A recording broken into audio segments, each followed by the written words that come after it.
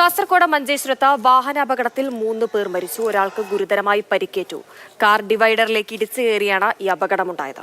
വിവരങ്ങൾ നൽകാനായി സാരംഗ് സുരേഷ് ചേരുന്നുണ്ട്. സാരംഗ്, എപ്പോഴായിരുന്നു ഈ അപകടമുണ്ടായത്? 3 പേർക്കാണ് ജീവൻ നഷ്ടമായിരിക്കുന്നത്. പരിക്കേറ്റവരുടെ നില എന്താണ്? പക്ഷേ ഇന്ന് രാത്രി 10 മണിയോടുകൂടിയാണ് കാസർഗോഡ് മഞ്ചേശ്വരത്തെ ഓമഞ്ചൂരിലെ എക്സൈസ് ചെക്ക് പോസ്റ്റിന് സമീപത്ത് വെച്ച് ദേശീയപാതയിലാണ് അപകടമുണ്ടായത്. അപകടത്തിൽപ്പെട്ടവർ കർണാടക സ്വദേശികളാണ് എന്നാണ് നമുക്ക് മനസ്സിലാക്കാൻ സാധിക്കുന്നത്. വാഹനത്തിൽ സഞ്ചരിച്ചിരുന്ന 3 പേർക്ക് അപകടത്തിൽ ജീവൻ നഷ്ടപ്പെട്ടു. വാഹനത്തിന്റെ മുൻഭാഗം പൂർണ്ണമായും ഇടിയുടെ ആഘാതത്തിൽ തകർന്നിരുന്നു. നാട്ടുകാരും പോലീസും എത്തി വാഹനത്തിന്റെ മുൻഭാഗം പൊളിച്ചു മാറ്റിയതിനു ശേഷമാണ് അവരെ ആശുപത്രിയിലേക്ക് എത്തിച്ചത്. എന്നാൽ 3 പേരെ ആശുപത്രിയിലേക്ക് എത്തിക്കുന്നതിന് മുൻപ് തന്നെ അവരുടെ ജീവൻ നഷ്ടപ്പെട്ടു എന്ന് തന്നെയാണ് മനസ്സിലാക്കാൻ സാധിക്കുന്നത്.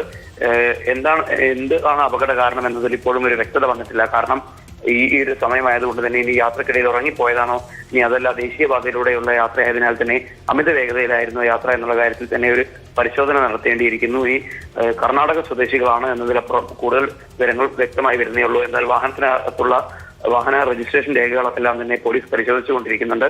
വാഹനം കണ്ണൂരിൽ രജിസ്റ്റർ ചെയ്തതാണ് എന്നാണ് നമുക്കിപ്പോൾ മനസ്സിലാക്കാൻ സാധിക്കുന്നത്. പക്ഷേ ശരി, കാസർഗോഡ് മഞ്ചേശ്വരത്താണ് വാഹനാപകടത്തിൽ 3 പേർക്ക് ജീവൻ നഷ്ടമായത്. ഒരാൾക്ക് ഗുരുതരമായി പരിക്കേറ്റ് ചികിത്സയിലുണ്ട്.